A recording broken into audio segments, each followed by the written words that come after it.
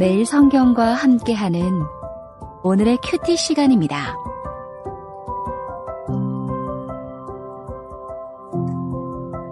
(10월 27일) 오늘의 말씀은 사무엘하 22장 26절에서 51절입니다. 자비한 자에게는 주의 자비하심을 나타내시며 완전한 자에게는 주의 완전하심을 보이시며 깨끗한 자에게는 주의 깨끗하심을 보이시며 사악한 자에게는 주의 거스르심을 보이시리이다. 주께서 곤고한 백성은 구원하시고 교만한 자를 살피사 낮추시리이다. 여호와여, 주는 나의 등불이시니 여호와께서 나의 어둠을 밝히시리이다. 내가 주를 의뢰하고 적진으로 달리며 내 하나님을 의지하고 성벽을 뛰어넘나이다. 하나님의 도는 완전하고 여호와의 말씀은 진실하니 그는 자기에게 피하는 모든 자에게 방패시로다.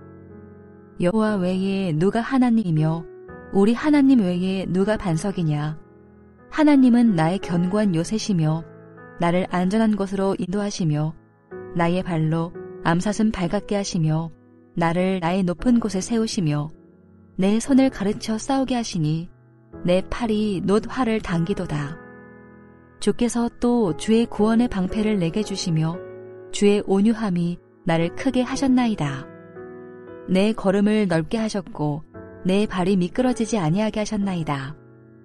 내가 내 원수를 뒤쫓아 멸하여 싸우며 그들을 무찌르기 전에는 돌이키지 아니하였나이다. 내가 그들을 무찔러 전멸시켰더니 그들이 내 발 아래에 엎드러지고 능히 일어나지 못하였나이다. 이는 주께서 내게 전쟁하게 하려고 능력으로 내게 띠띠우사 일어나 나를 치는 자를 내게 굴복하게 하셨사오며 주께서 또 내 원수들이 등을 내게로 향하게 하시고 내게 나를 미워하는 자를 끊어버리게 하셨음이니이다. 그들이 도움을 구해도 구원할 자가 없었고 여호와께 부르짖어도 대답하지 아니하셨나이다. 내가 그들을 땅에 티끌같이 부스러뜨리고 거리에 진흙같이 밟아 헤쳤나이다. 주께서 또 나를 내 백성의 다툼에서 건지시고 나를 보전하사 모든 민족의 으뜸으로 삼으셨으니 내가 알지 못하는 백성이 나를 섬기리이다. 이방인들이 내게 굴복하며 그들이 내 소문을 귀로 듣고 곧 내게 순복하리로다. 이방인들이 쇠약하여 그들의 견고한 곳에서 떨며 나오리로다. 여호와의 사심을 두고 나의 반석을 찬송하며 내 구원의 반석이신 하나님을 높일지로다. 이 하나님이 나를 위하여 보복하시고 민족들이 내게 복종하게 하시며 나를 원수들에게서 이끌어내시며 나를 대적하는 자 위에 나를 높이시고 나를 강포한 자에게서 건지시는도다. 이러므로 여호와여, 내가 모든 민족 중에서 주께 감사하며 주의 이름을 찬양하리이다. 여호와께서 그의 왕에게 큰 구원을 주시며 기름 부음 받은 자에게 인자를 베푸심이여 영원하도록 다윗과 그 후손에게로다 하였더라. 사무엘하 22장 26절에서 51절 말씀을 함께 묵상하겠습니다. 오늘 본문은 다윗의 감사시 후반부입니다. 다윗이 자신의 삶과 인생을 돌아보면서 하나님께서 자신을 어떻게 지키고 인도하셨는지, 그리고 그 하나님께서 무엇을 행하셨는지, 그 하나님이 어떤 분인지를 노래하고 찬양합니다. 오늘 본문은 크게 5단락으로 나누고 묵상하겠습니다. 첫 번째 단락은 26절에서 28절로 공의로운 하나님의 통치를 노래합니다. 하나님은 인간의 행위대로 보응하십니다.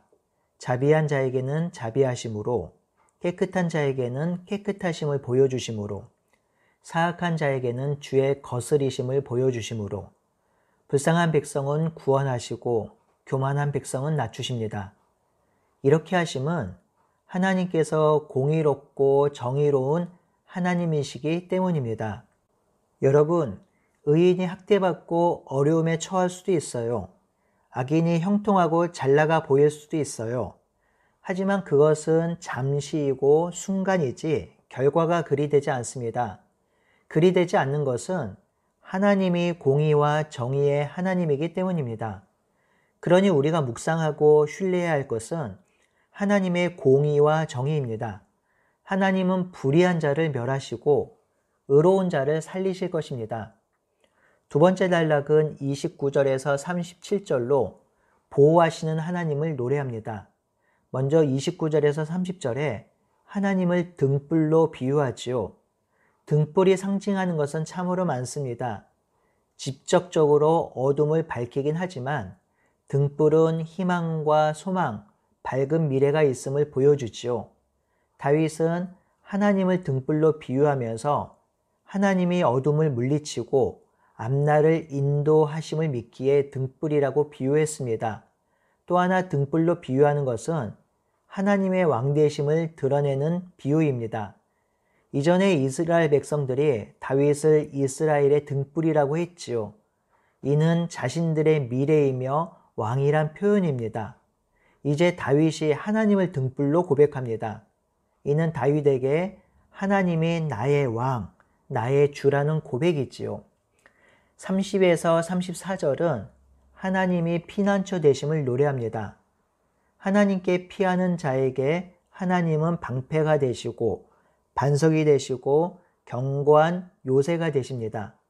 이렇게 반석, 요새, 방패가 되시는 이유는 하나님의 도가 완전하며 여호와의 말씀이 진실하기 때문이라고 분명히 말하고 있습니다. 이것이 무슨 연관이 있을까요? 이것은 언약과 연관되어 있습니다. 하나님은 공의로우시며 진실하시기에 그가 하신 언약은 지키는 분이죠. 그 언약이 확실하니 의롭고 공의를 따랐던 의인이 하나님께 피하고 하나님께 나아가면 하나님께서 위로해 주시고 생명을 주시고 책임져 주시는 것이지요. 35절에서 37절은 자신을 훈련시키는 하나님을 노래합니다. 35절에 내 손을 가르쳐 싸우게 하셨다고 하지요. 그래서 자신의 팔로 놋 활을 쏘게 되었다고 합니다. 또한 구원의 방패를 주셔서 적군을 맞게 하셨다고 하지요. 37절은 그 하나님께서 자신을 넘어지지 않게 하셨다고 고백합니다. 이제 세 번째 단락을 살펴볼 건데요. 38절에서 43절로 원수를 무찌르신 하나님을 찬양합니다. 이 단락을 보면 다윗이 살아온 삶, 그리고 그가 싸운 전쟁이 얼마나 치열했는지가 드러납니다. 다윗은 원수들을 끝까지 쫓아가 멸하였고 멸하지 않으면 돌아서지도 않았습니다. 그리고 그 원수들을 전멸시켰습니다.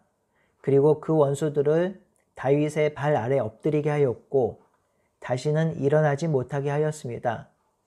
이렇게 전쟁에서 승리하고 원수를 무찌를 수 있었던 이유가 40에서 43절에 기록되고 있지요. 주께서 전쟁하게 하시려고 다윗으로 능력의 띠를 띄우게 하셨기 때문입니다. 하나님은 다윗을 치려고 일어선 자들을 다윗의 발 아래 무릎 꿇게 하셨습니다. 하나님께서 사람들을 다윗 앞에 도망가게 하시고 다윗을 미워하는 자들을 진멸하게 하셨습니다. 42절에 보니까 원수들이 주위를 아무리 둘러보아도 도와줄 사람이 없고 그들이 여호와께 부르짖어도 여호와는 끝내 응답하지 않으셨습니다. 그렇게 다윗은 원수들을 산산이 부수고 땅의 먼지처럼 날려보내고 길바닥의 진흙처럼 짓밟아서 흩을 수 있었던 것이죠. 여기서 원수들을 땅의 먼지로 길바닥의 진흙처럼 밟았다고 하는데요. 이는 다윗이 하나님께서 능력을 주셔서 그 힘으로 원수들을 완전히 멸했음을 보여주는 대목입니다. 이 단락에서 인상 깊은 말씀 한 군데가 있습니다. 42절인데요. 그들이 도움을 구해도 구원할 자가 없고 여호와께 부르짖어도 대답하지 아니한다고 하셨지요. 이것이 세상 사람들의 상황이며 세상 사람들의 가장 절망적인 모습입니다. 세상 사람들은 자기를 의지하고 자기 능력과 자기가 번 재물과 자기의 힘과 업적을 의지합니다. 그것으로 세상을 충분히 잘 살 수 있을 것이라고 하지요. 하지만 시간이 지나고 자기가 의지하던 것이 사라질 때 또는 자기 뜻대로 일이 되지 않을 때 그들은 모두 좌절하고 낭망합니다. 그때 울부짖고 도움을 청해도 그 울부짖음을 듣고 도와줄 이, 살려줄 이가 없는 사람들이 세상 사람들입니다. 얼마나 안타깝고 슬픈 일인가요? 하지만 하나님의 백성은 다르지요. 앞이 보이지 않는 막다른 골목에 있더라도 우리는 울부짖고 도움을 구할 분이 있다라는 것. 이것이 세상 사람들과 다른 것이죠.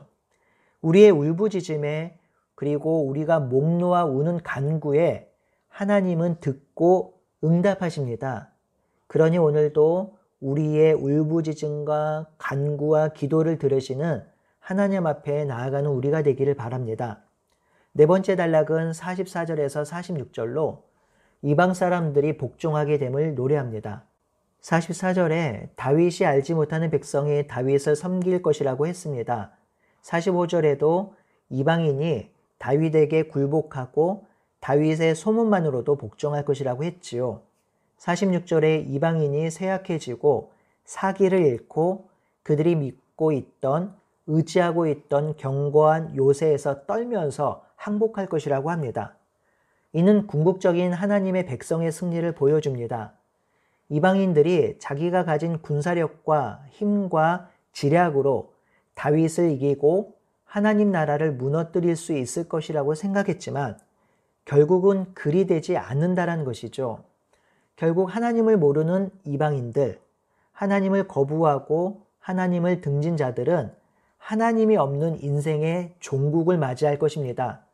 하나님 없이 살았으니 하나님이 없는 곳으로 가게 될 것입니다. 너무 하나님이 다윗 편을 드신 것 아닌가 생각할 수 있을 것 같기도 한데요. 하나님이 이렇게 하신 이유는 바로 하나님이 정의와 공의의 하나님이기 때문입니다.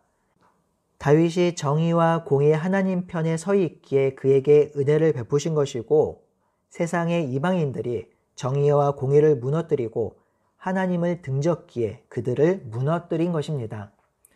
마지막 다섯 번째 단락은 47절에서 51절로 하나님을 향한 감사와 찬양입니다. 다윗은 반석 되신 하나님을 찬양하고 구원의 반석 되신 하나님을 높이고 있습니다. 이 찬양받으시는 하나님이 하나님을 대적하는 모든 민족으로부터 구원하시고 또한 보복하시고 인도하셨습니다. 그렇기에 모든 민족 중에 주께 감사하며 주의 이름을 찬양하고 있지요. 다윗은 하나님이 친히 세우시는 왕에게 큰 승리를 안겨주시고 그 인자와 자비를 영원토록 베푸시는 분임을 찬양하고 감사하면서 이 시를 마치고 있습니다. 사랑하는 성도 여러분, 다윗의 찬양과 감사의 고백이 가장 진실하게 드러나고 보여지는 곳이 어디일까요? 바로 예배입니다. 예배는요, 하나님께서 행하신 일을 기억하고 감사하고 찬양하는 것이며 또한 하나님이 앞으로 행하실 것을 기대하고 소망하면서 그 일을 이루시는 하나님을 경배하는 것입니다. 우리는 이 예배를 너무 기능적으로 생각해서 나에게 유익이 되는 쪽으로 이해합니다. 그러니 내가 원할 때에 예배 드리면 되고 또 어느 때는 안 드려도 되고 일정 기간 예배하지 않아도 괜찮다고 합니다. 하지만 이런 예배의 자세는 올바르지 않습니다. 예배는 분명히 말씀드리지만 하나님이 하신 일과 하신 일에 대한 경탄, 감사, 찬양입니다. 우리 일상을 돌아보면 우리를 인도하시고 붙드시고 살게 하신 이가 하나님임을 알게 됩니다. 우리 일상은 모두 하나님의 은혜와 사랑으로 직조되어 있습니다. 그런데요, 예배를 안 드린다고요?